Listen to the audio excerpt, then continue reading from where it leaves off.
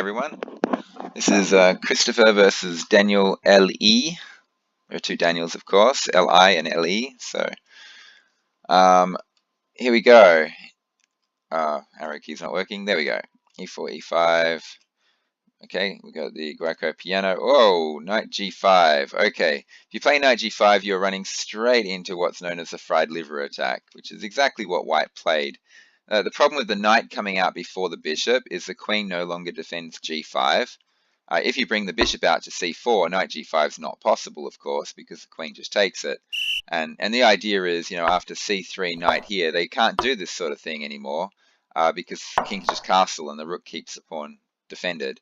And this whole attack ends up being a wasted move. There's no way white will want to trade bishop and knight for rook, because early on in the game, for the first 20 moves of the game or so, or 30 moves of the game, bishops and knights are just far more powerful than rooks.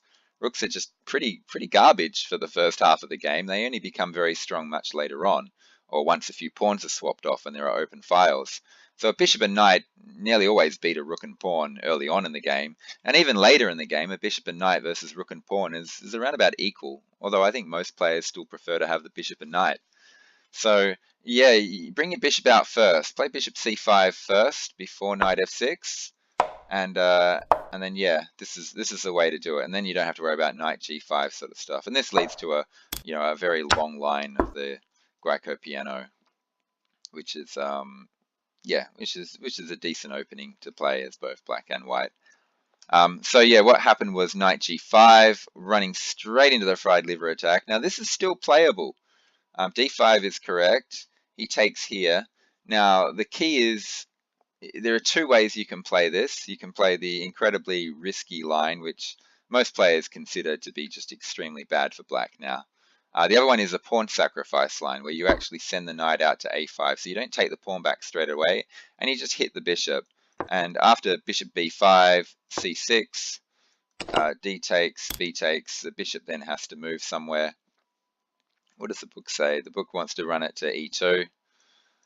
And yeah, white has lost a pawn, but white has got, both his bishops are ready to charge out, whereas white's still got one bishop that's stuck in, and he's got control of the center. So he's got good compensation for the pawn here. The main move here is h6, telling that knight to get lost. Yeah, knight f3, and even here e4, and black just not only gets the center, he gets an advanced center pawn. So he's got an advanced center pawn, and he's got great development. He get his king to safety very quickly, and that's his compensation for the pawn. And this is quite a playable line. This has been played quite a lot. You can see the opening book goes very, very deep. This is all book, this. And d4, it's all main book line. And this is a position they end up in, something like this, with few choices here for white. And as you can see, black's got the queen and bishop pointing at the king's side, stopping white from castling, and he's got fully developed. He's got a bishop that can come out wherever it really wants to, and he's ready to castle and get his rook on the open file. So this gives black really good aggressive pieces, whereas white's pieces are somewhat passive and they're undeveloped, and his king doesn't really know where it's going. It doesn't want to go king's side or queen's side. Okay, let's get back to the game. So knight takes d5. Now, this is the whole idea behind this whole attack. White now sacrifices his knight on f7. Okay, so the king has to take, and then you follow up with queen f3 with the queen fork on the king and the knight. And now the only way for black to keep his knight safe is to play king e6. Extraordinary position where the king is very exposed, but black is a piece up. But white has this pin, which is very annoying, and the fried liver attack, goes something like this. There's a few moves here. So knight c e7 has been played before, and the other one is knight c b4. I'd have to say the c because this one's pinned and can't move anyway. So knight here, threatening a knight fork and defending this pawn, and knight there just dropping back and defending it, so that this pawn can come up to c6 and defend it. And white gets quite an extraordinary attack. He's just going to castle, chuck his rook on the e file, play d4, bust open these pawns, get the bishop in here, and just have everything just bearing down on this poor king, which is stranded in the center. But some players don't mind actually trying to defend positions like this. When you're a piece up, all you have to do is survive, and you've won the game. You don't need any advanced sort of strategy. It's just pure calculation. However, after this Queen E3 check, Queen F3 check, Black decided to play King E8, which is it's obviously very bad because you're just giving your piece back. You're just giving away a piece, and White's just a pawn up, and he's threatening mates down here, and it's very hard here. Black probably should just play Queen F6 and try and swap the queens off. That's probably the best way for him to play, and just accept the fact that he's a pawn down, and try and get his pieces into good positions, and get back into the game that way. White still has a development problem, so Black can use the time that White wastes developing his pieces to get these bishops onto aggressive squares, and get his rooks into position before White can get his rooks into position. So that's probably the best way for him to play. Instead, he played Queen E7, which is very, very bad. Unfortunately, I think it looks like Black was worried about this mate. So he spotted this mate down here and thought, oh, I better stop that. And so he's put his queen on E7, but seems to have missed the other threat, which is the bishop taking the knight here, and the pawn taking it back, and then the queen taking the pawn at the end of it all, with a queen fork on the king and the rook. So in order to stop one of the threats, he's actually allowed the other one. That's why I suggested Queen F6, because it defends the knight and it defends the mate at the same time, and offers a queen swap all at the same time. So it just does everything at once. A queen swap actually helps Black a little bit here, because Black has moved his king. He can't castle anymore, and so his king is going to be stranded in the center. Even though he's a pawn down, he probably wants to swap queens because his king is just too unsafe. Okay, so Queen E7, and now, yeah, I think there's not much left to this game. This is pretty bad. So he's identified that there's a really, really bad queen fork on its way, losing a rook. So he just played Bishop D7 and accepted the loss of a knight. That's kind of fair enough. I mean, moves like King D8 does not look very good either. So here, Bishop takes. So at this point, White just wants to swap everything off. He's a knight and a pawn up, so it's just going to be trade galore. He's played Queen H5 here. Taking there looks pretty good. You just grab an extra pawn on top of that and gain a tempo on the rook. And then the rook will have to move, and then you can grab this pawn if you want to. I wouldn't suggest grabbing the second pawn. So like after Rook D8, I would probably suggest just finishing, like castling and completing your development. Getting everything out as quickly as you can. But you can actually grab that pawn, mainly because you grab it with tempo. If it was just a pawn and you didn't gain a free move, I'd probably say don't bother grabbing that, just get yourself castled. He didn't grab it though, he threw in Queen H5 check.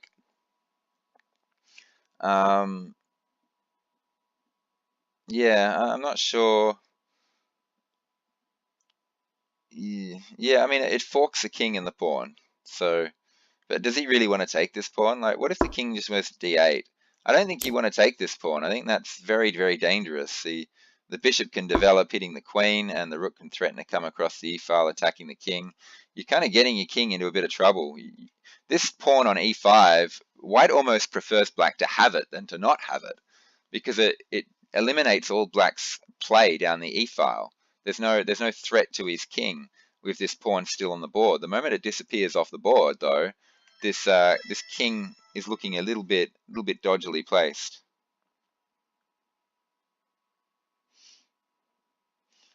Sorry, I was just reading a text. Okay, so here Black made an interesting move and played G6, throwing away. Oh, why are people texting me? So Queen E5 check. So that actually eliminates that pawn there. Here, in order to not lose a rook, Queen E7 really needs to be played, because that'll pin the queen to the king. But after the queens get swapped off, this will be a very easy win for White, I think. I'm just thinking now that this e-pawn's gone, I want the queens on the board. So maybe in terms of practical chances, maybe what Black did was best. I think Daniel's king f7, just throwing away that rook, is probably the best move, because it gives him excellent play down the e file. Now that e pawn's missing, so the queen grabbed here, and then immediately threw rook e8 in. In fact, black has so much play, the engine is saying this position is equal. That's quite an extraordinary assessment. There must be a perpetual check in this position somewhere. But yeah, grabbing the rook was actually a massive blunder according to the engine. I haven't calculated it out myself, but I'm guessing there's some sort of queen on the e file coming down here, some sort of perpetual repetition of a position that white can't avoid. And that's due to the fact that white's entire army, apart from his queen, are sitting on their starting squares. So even though, overall in material, he's a knight and a rook up, temporarily, he's actually, like a rook and a bishop down, because these pieces are not actually helping. So after king f1, the winning move apparently is queen e6. Well, not the winning move, the drawing move. Threatening just mate on e1. And yeah, the only move for black is this check here. And then you put the bishop in the way. And now, what does white do? According to the engine, he has to play g4. That's forced. And after queen e2, king here, queen takes there, we've got a draw by repetition. It's just a perpetual. What if not g4? What if g3? Then apparently black is winning. Not just drawing, but actually winning. Queen e2 check, king g2, queen e4 check. And if king g1, what happens? Then queen f3 is unstoppable mate. Wow. Oh, no. Yeah, wow. Because you're just threatening rook e1. And the only way out of it is to play this. And after rook e1, queen f1, takes. Oh, I was just going to grab this rook, which leaves black 10 points of material up. But apparently, bishop d4, unstoppable threat. The king has to start running for it. And then you just take with the bishop. Check. King goes here. This is awesome. Check. There. Mate. Amazing. And really does demonstrate the point I was making earlier about, look at all white's pieces sitting on their starting squares. It doesn't matter how much material you have. If they're all sitting on their starting squares, it's useless. It's like you don't even own that material. This is quite extraordinary. White has disobeyed a very important principle about being material up. When you're material up, don't go off on adventures trying to steal more material. So what we've seen here is white has gone, oh, queen fork, and then taken the free pawn, which has opened up his king, and then it's gone, wow, free rook, which has left his queen completely out of play and leaves his king at the mercy of a rook, bishop, and queen working together. And in this position, at least a draw after queen e6, and if white doesn't play absolutely perfectly and find the right moves at the right times, so in this case g4, if he finds anything other than g4, he actually loses. So quite an extraordinary position, quite an extraordinary game. Unfortunately, in this position, it looks like Daniel had the right idea. He saw the great stuff that he could do, but he played his queen to e7 instead of playing his queen to e6. And that actually allows white to wriggle out of the danger by playing g3 now. Now, you're probably thinking, well, why can't we do the same thing we had before? So after queen check, king here, queen e4 check, now the move f3 is possible, where it really wasn't possible before. Before, the king had to go here, and then, the king had to go here, sorry, and the queen just drops into f3, if you remember this line, and the threat down here just couldn't be stopped. After queen check, queen here, there, we've already been through that whole variation. However, now with the queen on e7, he can play g3 because this queen check can be answered by this. Why couldn't he do that when the queen was on e6? That's really the question. So let's look at it carefully. Queen h7, bishop in the way. He can't play g3. So the difference seems to be, you're going to work out what the difference is between queen e6 and queen g7. So after this, why can't he do this? Oh, because queen h3 check leads to mate. So if it's on e6, it's eyeing the h3 square. On e7, not. So after e7, why can't we just transpose into that line? Why is the queen being on here a draw? It's hard to work out the difference between the two, queen e7 and queen e6. The difference is, rather than taking this pawn, white wants to play g3, and the queen can't hop into h3 anymore. So for some reason, the queen sitting here rather than here helps white. Let's see if we can work it out. There, f3, queen e2, king h3, and if queen takes here, the queen hops back out to d4. It really does beg the question, though, in one of these positions, why can't this bishop go to g7, go here? Oh, because the queen... Okay, I see. This is complicated. After this, the knight can go here and say, go on, take my queen, I'll take your queen. Okay, so what about right here after this move here? Why can't we do this straight away? Because the queen sacrifices itself for the rook. Okay, that's why. That's the only difference between e7 and e6. The queen sacrifices itself for the rook. On e6, black can just leave his bishop there and not give white the option of sacrificing his queen. And this position is better for white. White's got 2 rooks and a knight versus a queen. Plus he's got 2 extra pawns. Yeah. So queen, that's the only reason why queen e7 isn't good. Okay, so let's actually go to this. Queen e7 was played, and then black made the mistake of taking on h7, transposing into the same lines as if the queen had a move to e6. So now this is drawn. This is dead drawn, and white has made the mistake. He didn't find the precise move. He didn't play g4 like he needed to. He played g3, and this gives a forced win for black. Queen e2 check, king g2, and now all he needs to do is play queen e4 check, and he wins. The point is, if f3 gets played, queen e2 goes here, then the queen takes here, and yeah, I mean the rook is on pre, and you know, I mean there's also rook there if he wants to, but he probably doesn't want to do that. Like for example, after knight c3, well, let's say not knight c3, let's say the rook moves here. He tries to save his rook. Then you've got queen f5, g4, queen f3, rook g3, queen f1. If rook goes here, what happens? Rook e2, and that can't be defended.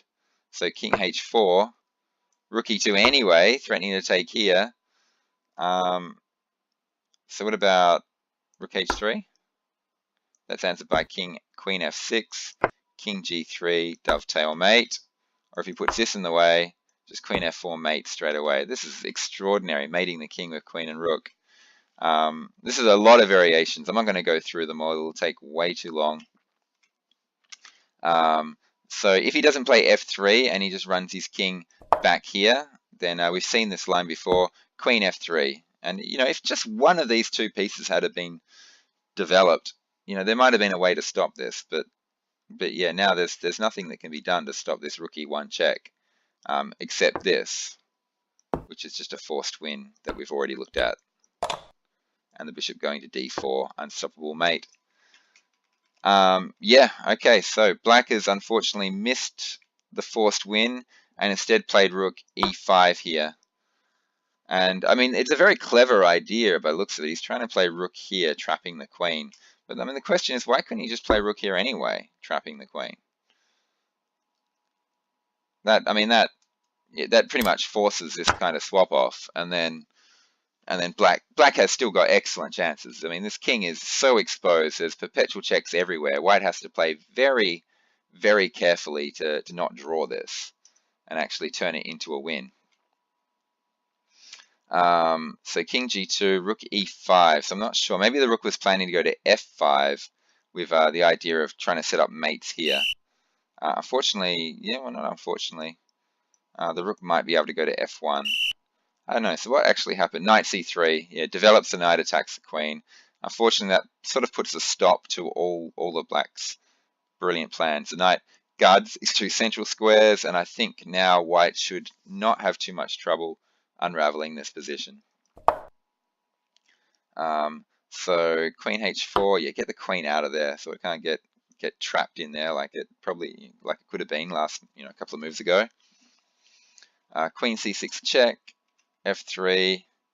I think white's fine now. I really can't see much. Black kept the pressure on, kept putting pressure on this pawn. White just said, let's swap queens. Black very good, didn't just automatically trade queens, but realized he had to keep the queens on the board if he had any chance. G4 attacks the rook. Rook E5. He's putting black under pressure, making black find good moves. King G8. Unfortunately, D4. No. That's a good combination by white here. Gets the queen out of danger from the rook, but puts it in a spot where it's still. Actually, is there any other spot? He could have taken this pawn, but that was very dangerous. No, what he did was very good. And then D4, and now black has lost a rook, and the game's over. But black did put pressure on white. It was pretty good that he kept putting pressure on white. Maybe his rook need to drop back here to f6, something like that, so the rook can swing across here. But yeah, unfortunate. Rook e5, and then the pawn fork. White kept fighting on, but yeah, at this point, yeah, he took there, and the queen's en prise, and the bishop's defending it. The queen needs to run somewhere else. Maybe, I don't even know where the queen can go. And my computer just locked up. No, it's just the position locked up. Queen c6 maybe. I don't know. White's got too much, and now he's developing. The game is over. Once the rooks get onto this d file and start coming into the position, there's nothing he can do. So what he did was he actually traded queens here, and now there's not much point looking at the rest of this. Yeah, and game over. So a very interesting game, very instructive, quite extraordinary game actually. First, black falling for the fried liver attack, and unfortunately throwing away a piece, and then getting himself into more trouble, throwing away another piece.